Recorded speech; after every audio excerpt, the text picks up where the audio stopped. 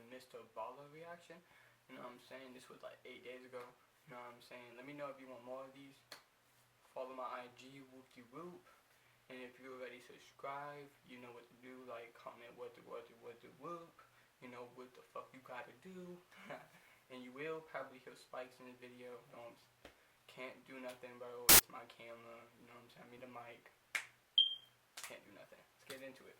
Two best friends were out in the wilds of the Canadian wilderness when they discovered this gigantic gold mine. But within just a few hours of this seemingly incredible discovery, let me know if you like these videos. Horrible turn off your lights, please. That kick-started a chain of tragic events that today we still do not fully understand. But before we get into that story, if you're a fan of the strange... You think I'm going to be nice to you new viewers when you don't want to like, subscribe, do nothing? Just watch my video? You ain't helping me, you ain't supporting me. And mysterious, delivered in story format, but internal.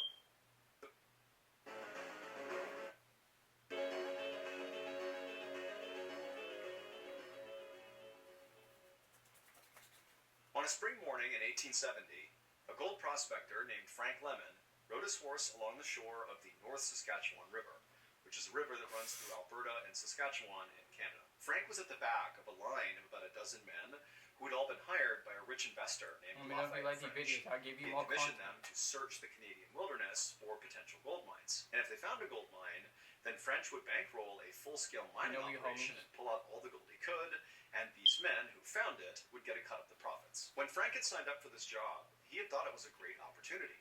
In fact, he thought it was such a big opportunity that he had convinced his best friend, whose nickname was Blackjack, to come along as well. But now, after weeks of searching the wilderness for these mines and not finding any, all Frank really wanted to do now was just go home. And so as this group of men continued their ride along the shore, Frank sort of zoned out and just kind of stared off into the forest all around him. And then at some point, as he was doing this, as he was looking off to his right, he noticed amongst the thick trees, there was this little trail, this dirt trail that kind of wound off into the distance.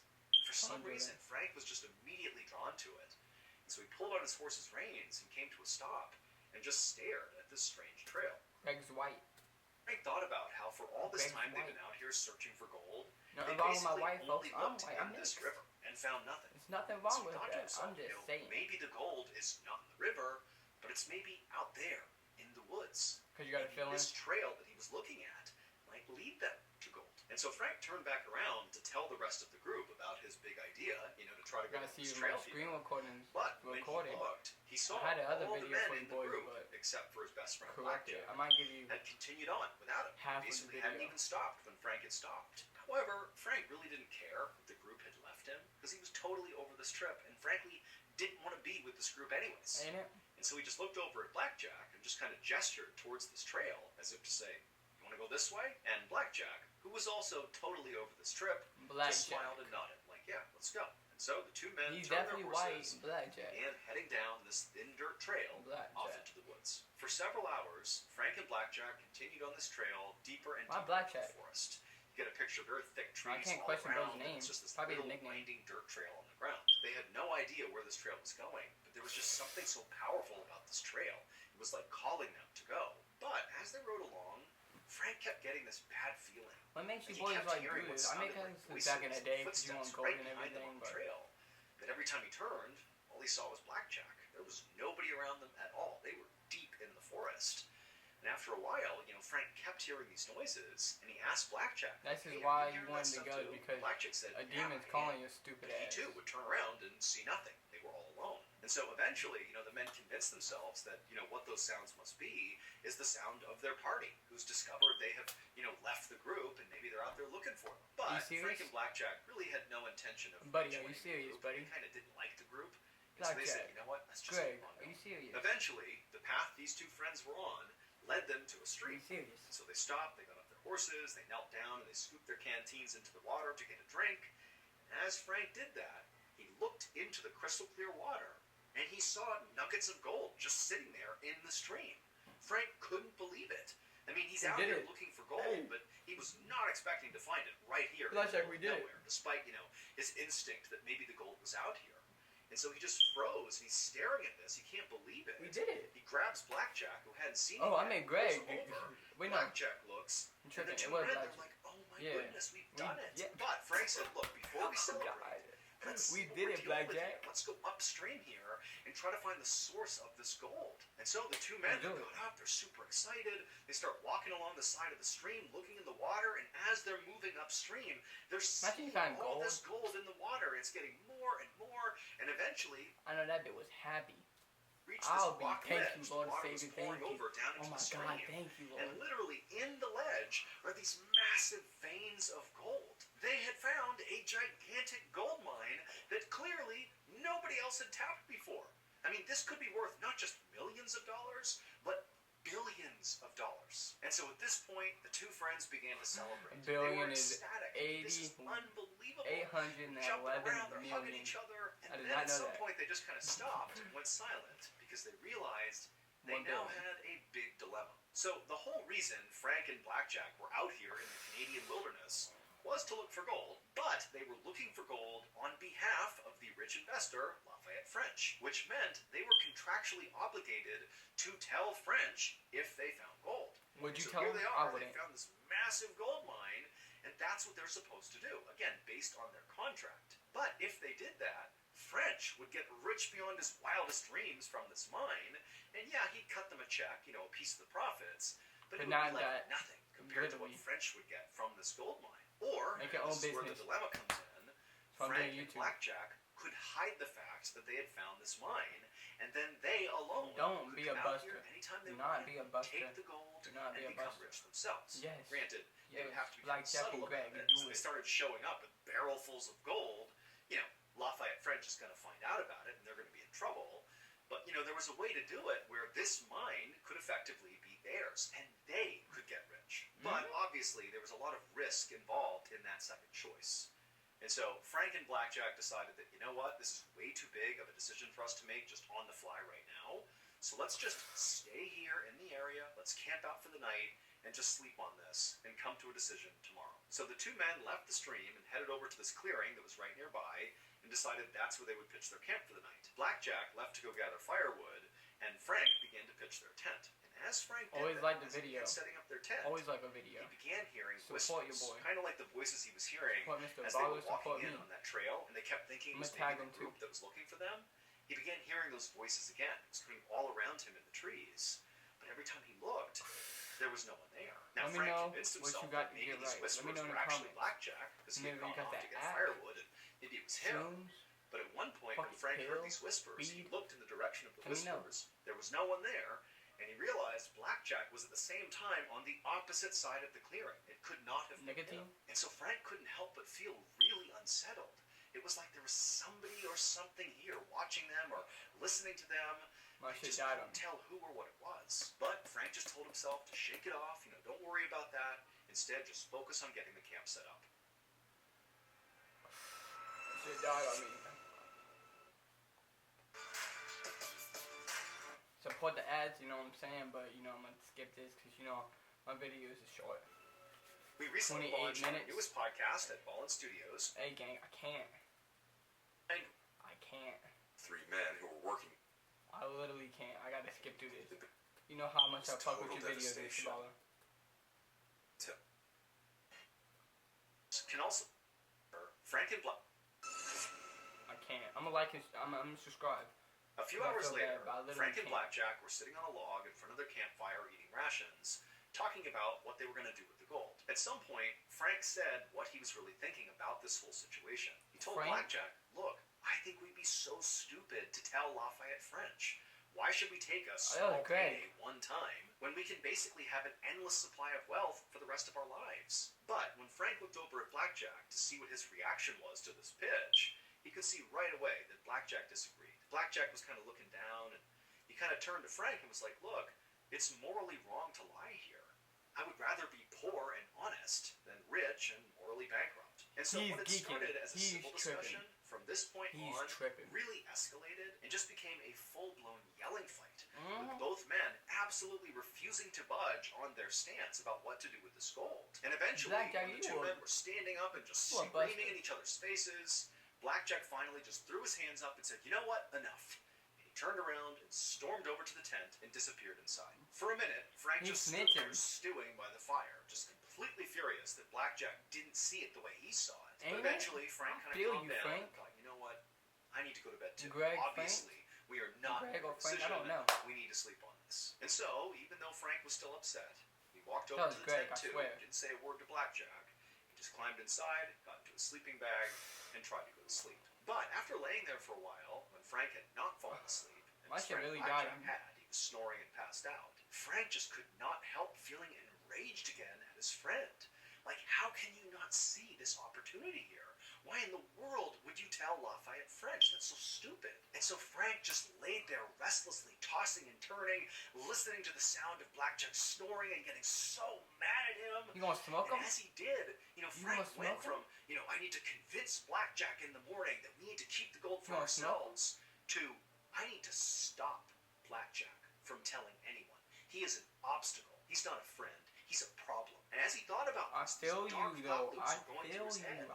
Frank just became consumed with rage. It was like he couldn't control what he was doing. And in that moment, Frank found himself getting up, walking out of the tent, and grabbing an axe. And before he could even think about it, he had walked back into the tent, raised the axe, and driven it into Blackjack's skull, killing him instantly. A few minutes later, Frank was outside, sitting by the campfire, looking at his bloody hands, wondering what just happened. How could he have just done what he did? That was his best friend. What had come over him? It was like Frank was a different person. He couldn't understand. But as Frank was sitting there, grappling with what he had just done, a twig suddenly snapped over in the direction of the tent. And instantly Frank looked over, like, who's over there? What's going on? And as he looked in the direction of the tent, he began to hear this low, guttural moaning. It almost sounded like a dying animal. And he thought for a second, like, wait a minute, is Blackjack not actually dead? Is that him making that noise? But at the same time, Frank's thinking, that's not possible. I practically split Blackjack's head in half with that axe. He can't be making that sound. But before Frank could even begin to process what he was hearing, this sound, this moaning sound, got louder and it got closer to Frank, like it was moving in his direction, but there's nobody here. And so Frank is horrified, and then right as the sound is practically on top of him, he began hearing those whispers, those voices he had been hearing in the woods on the way out here. Except this time the voices were clear.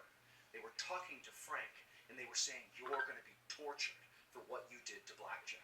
And then just as soon as these voices began, suddenly they stopped. The moaning stopped, and the entire forest just went deadly silent. I'll get tortured, bro. I'm gonna be rich. Staring in the tent, wondering what's happening. That's crazy to say, but the silence was broken by this unbelievably loud, high-pitched, blood-curdling human scream coming from the tent. And it was at that point that Frank just got up and sprinted to his horse and began riding away. Take it to the chest. Gold, his friend's body, everything. He didn't care. He needed to get out of there as soon as possible.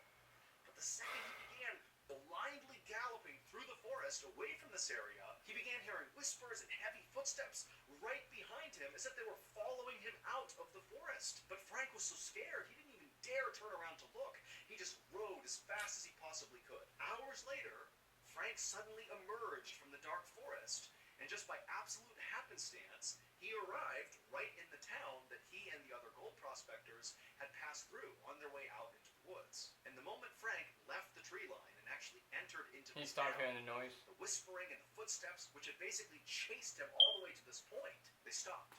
Suddenly, Frank was all alone. Now, by this point, Frank had convinced himself that everything he had heard in the woods, the voice telling him he was going to be tortured for what he'd done, the heavy footsteps, I don't care. the I want my money. screaming, the moaning, all of it, everything that had caused him to flee was actually the ghost of Blackjack. That after he had killed his friend's spirit had immediately risen and sought revenge on Frank. That's what was happening. And this horrified Frank so much that he didn't care at all about the gold anymore.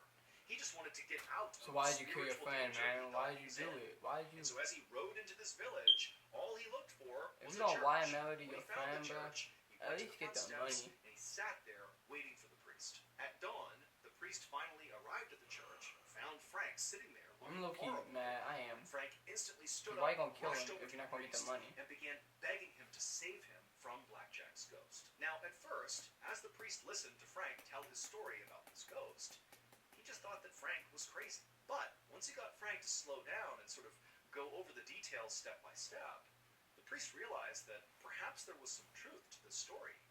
It sounded like it was probably true that Frank really did find a gold mine with his friend named Blackjack, and at some point, the discovery of this gold mine prompted Frank to murder Blackjack. But despite the fact that this man, Frank, had just openly confessed to a murder, the priest could only focus on the gold that apparently Frank had found out in the forest.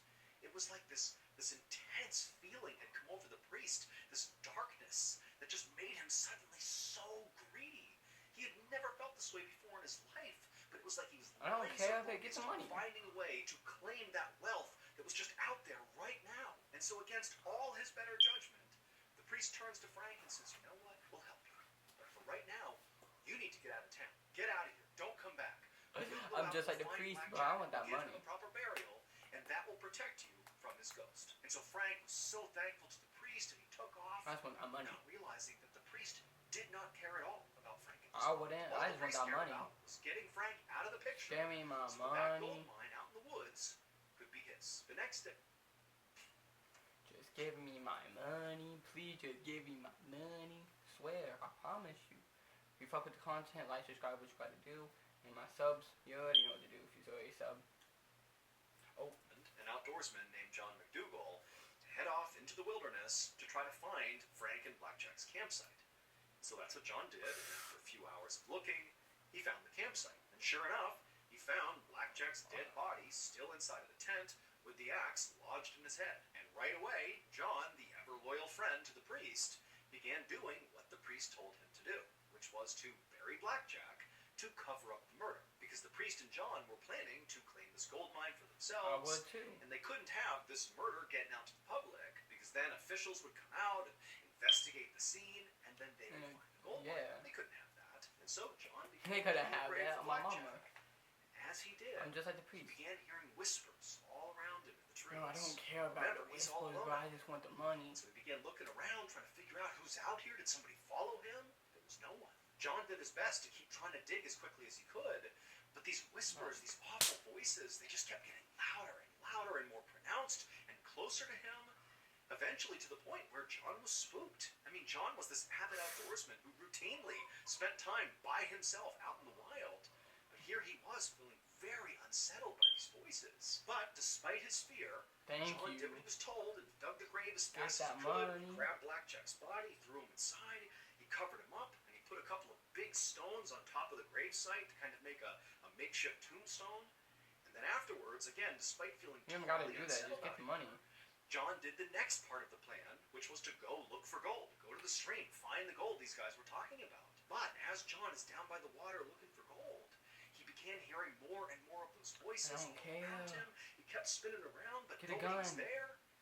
Get them long guns back in the old days, bro. You know what I'm talking about. Cut through the trees. He whipped around. There was nobody there, but it was so terrifying. Well, you bring a gun, so you can feel comfortable. John just abandoned the search for gold and just hopped back on his horse and fled out of there. But within a couple of days, John and the priest had convinced themselves that those weird noises and that laughter that John had heard out there was just some bird. That it was all in John's head. He was spooked for no reason. That's what you should have been said. It was just that incredible pull of that gold being out there waiting to be claimed. Swear. It was like John and the priest, they couldn't not go looking for it. And so John decided to go back out into the woods. My bruh. Except this time, he did not go alone. He brought a group of men with him. And so this group, led by John, retraced Frank and Blackjack's steps down that skinny trail all the way to their campsite. And when they got there, John just froze. He could not believe what he was seeing. The rocks that were sitting on the grave where John had just buried Blackjack were gone. These huge rocks just missing.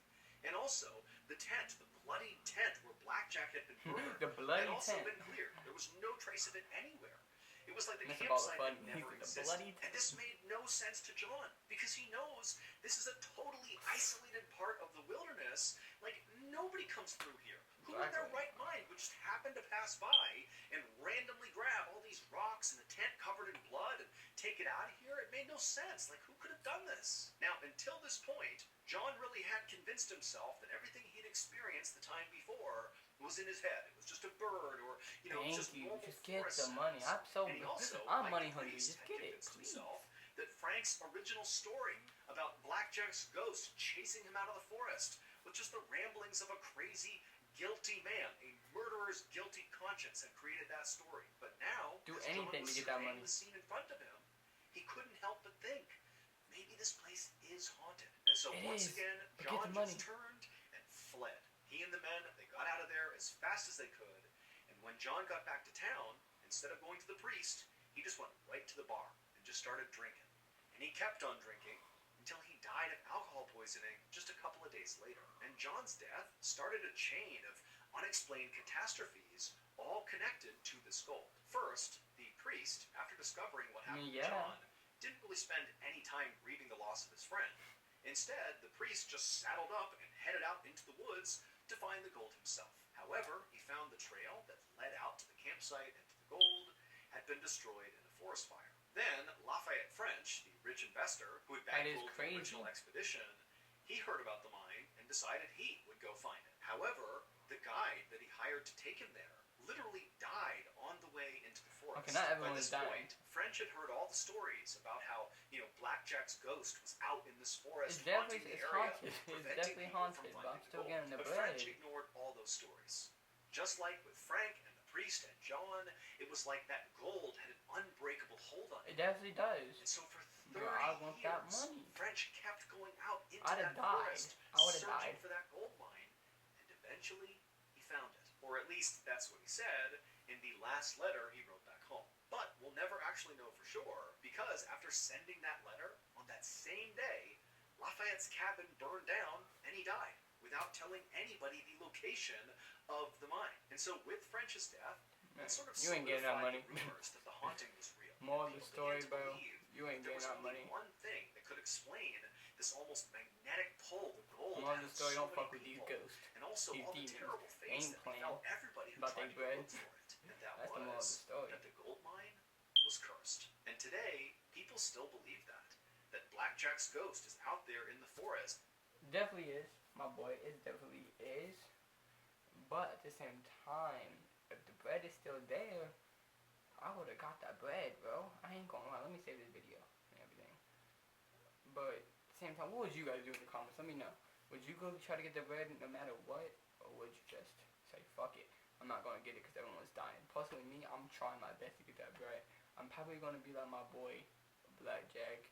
No, Blackjack survived. My boy, Frank Greg, whatever his name is. Let me know in the comments what his name was. But I'd have been like my boy. But I'm gonna catch you in the next video. Probably make another MrBallen video. So, stay tuned, my boy.